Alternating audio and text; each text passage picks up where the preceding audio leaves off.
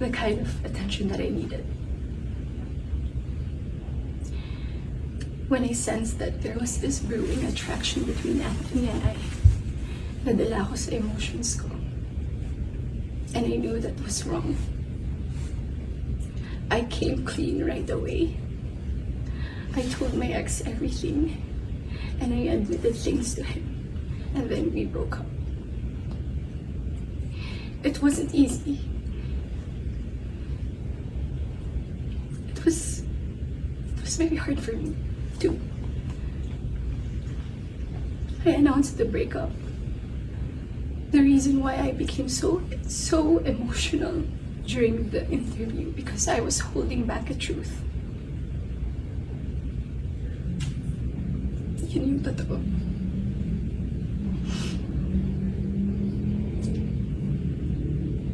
I wasn't really able to simmer down.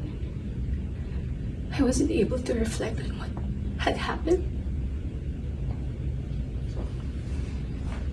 I was working every day for days straight, weeks straight, months straight. Bago nagsimula yung mga daming trabaho namin, I told Anthony that I broke up with my ex. And he also said the same thing.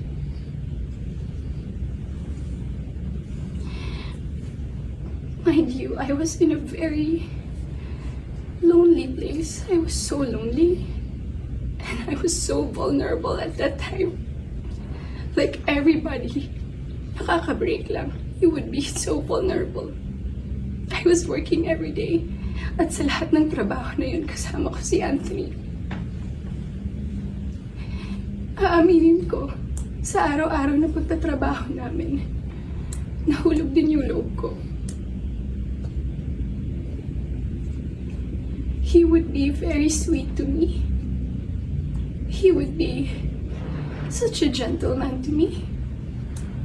He would say things to me. He would tease me on the set in front of other people. He would tell all the people who were close to me that he was single. So, I was confident to act a certain way around him on the set. Because in the eyes of the people there, we were both single.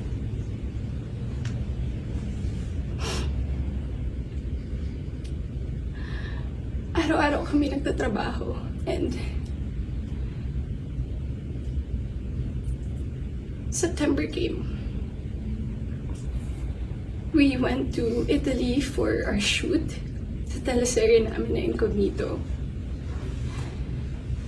And doon nag-start na naging deep yung pagkakilala namin sa isa't isa. I really fell.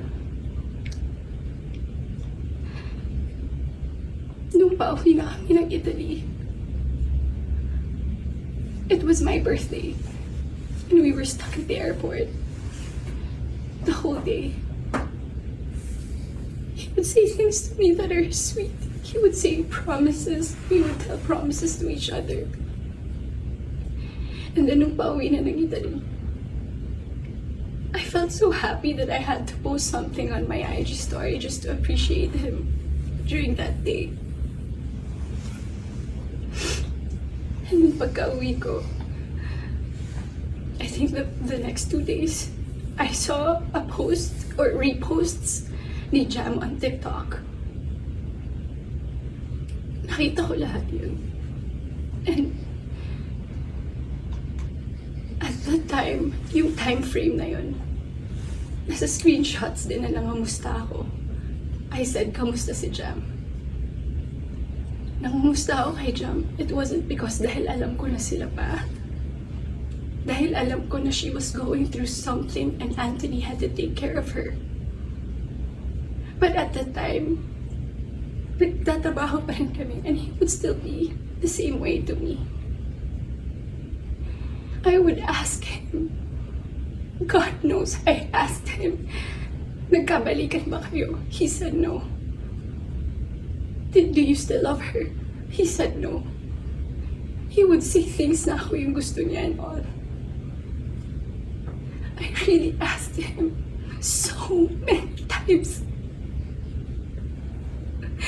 And then the first wave of bashing on TikTok.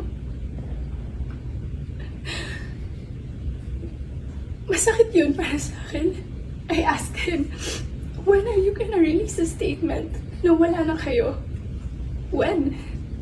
Because in the eyes of the public, you are taken. But I know that you're not. And you would be very sweet to me. When are you gonna release a statement? He would tell me he was waiting for the right moment. I didn't want to be pushy. I didn't want to aggravate things. So I waited and kept quiet because it wasn't my story to tell anyway. I kept quiet. October passed. We were working still every day. And then Halloween. It was the very first night we went out na medyo sweet kami sa isa't isa. The next day, Cham posted on her Instagram story. There were no names mentioned.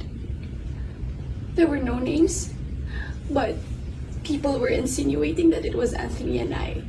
So the waves of bashing came again. I asked him again, when are you gonna release a statement? God knows how many times I begged for a statement. I begged him to fix this because I was so tired of getting bashed.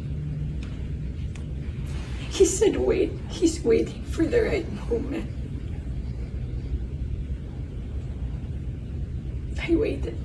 I still kept quiet. I really wanted to speak up. But it wasn't my story and I would look really pathetic. Days went by.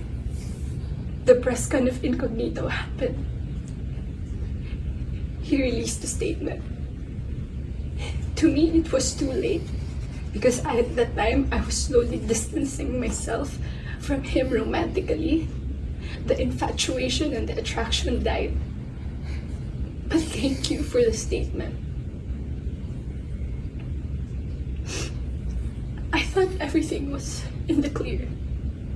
I thought everything was gonna be okay. Ilang days nung lumipas. The screenshots. When I read it, it was 10 p.m. on a Tuesday night. When I read it, I was gutted. I was shocked. I'm truly embarrassed. Dahil nakita ng tao lahat yun without my consent. Against my will. I read the screenshots over and over and over again. Ang pinaka na-shock ako dun. I read it. It was the perfect narrative. That there was this other woman. That there was this apologetic boyfriend and the avoidant boyfriend towards the other woman and the scorned woman. That's the narrative. That's her side of the story. And there's nothing wrong with that. But this is my side. This is my side. And I've been reading those screenshots. Doon ko napagtagpi-tagpi lahat. Na kaya pala hindi siya makapag-release ng statement. Dahil sila pa pala, this